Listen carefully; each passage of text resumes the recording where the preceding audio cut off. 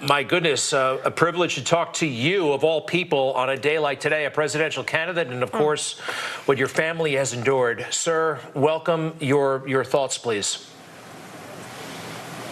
Well, my thoughts are that it's time for us all every American, to take a step back, to take a breath, to understand that this moment that we're all complicit in it, that all of us who fed into the vitriol, to the hatred, to the anger, that this is the ultimate culmination of that, and we need to all step back and start seeing each other once again as Americans, as part of a community, understand that America is better than this, and we now have to be the exemplary nation again, and that we need to come together in a spirit of love, of forgiveness, of reconciliation. And let's start healing our country again and use this terrible, terrible event to start unifying again. And of course, to pray at this moment for President Trump and for his family, who are all going through an ordeal with which I'm very familiar. Mr. Kennedy, when you witnessed that moment, I can only imagine what you felt personally, again, as Greg referenced, based on the history with your family. Also, you have been asking for your own Secret Service protection, which you have been denied. Just your thoughts on that. Yeah, I mean, I don't want to make this moment about me, but I was with my dad when he died. Of course, I was very, very, I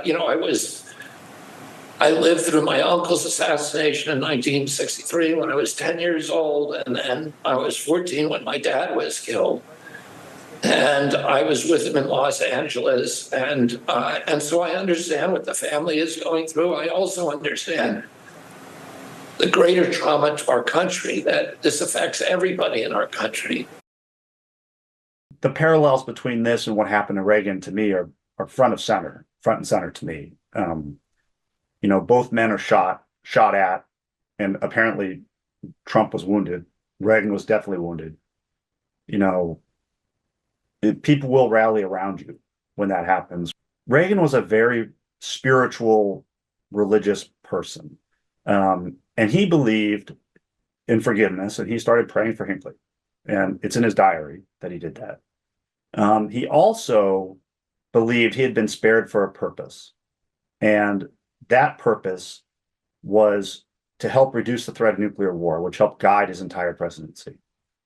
What the assassination attempt did for Reagan, too, was that it built a bond with the American people. Reagan would lose more than half, 70 years old, by the way, and he'd lose more than half his blood volume because he had been hit. He was in shock at the hospital. He collapsed into the arms of his agents when he walked through the doors, right? They couldn't get his pulse. They couldn't get his blood pressure. Reagan was probably a minute away from dying. When they removed the bullet finally from him, it was an inch from his heart. And so, that transformed Reagan's presidency. It transformed him as a person. It transformed the world. And I think it'll be really interesting to see what happens in the next couple weeks about what this does for the American public's relationship with Trump, because Reagan was so affable. He diffused so many situations with humor and kindness, and he was easier to like. And our times were not as polarized in 1981 as they are today. President Donald Trump said he believes God shielded him from assassination during a rally in Pennsylvania. It was God alone who prevented the unthinkable from happening, the former president wrote in a Truth Social post on Sunday. We will fear not, but instead remain resilient in our faith, and defiant in the face of wickedness. Ladies and gentlemen, please welcome the next President of the United States, Donald J. Trump.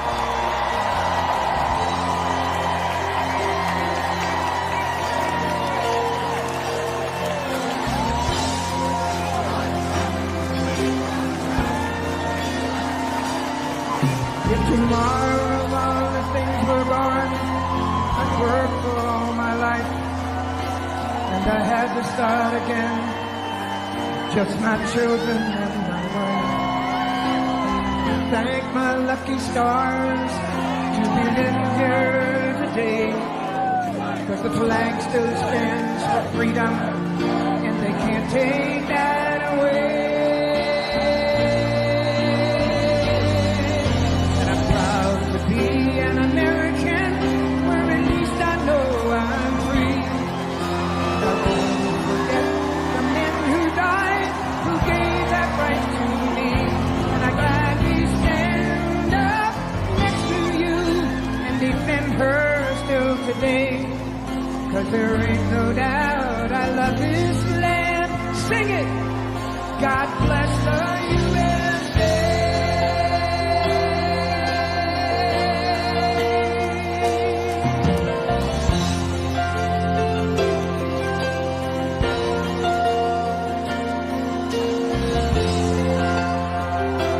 We are here tonight with one purpose, and that is to elect Donald J. Trump as the next president of the United States. He is here tonight to show his courage, his defiance against somebody who tried to kill him. You will not take this man down. He has the courage, the strength, and he will be the next president of the United States.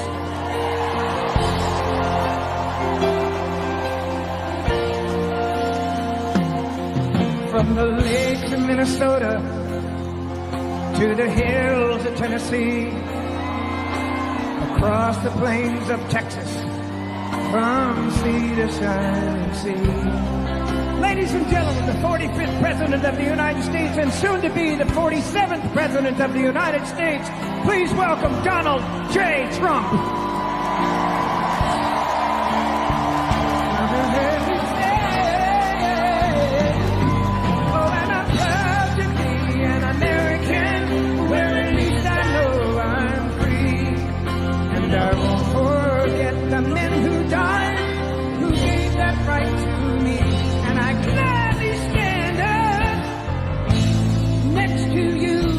Defend her still today, 'cause there ain't no doubt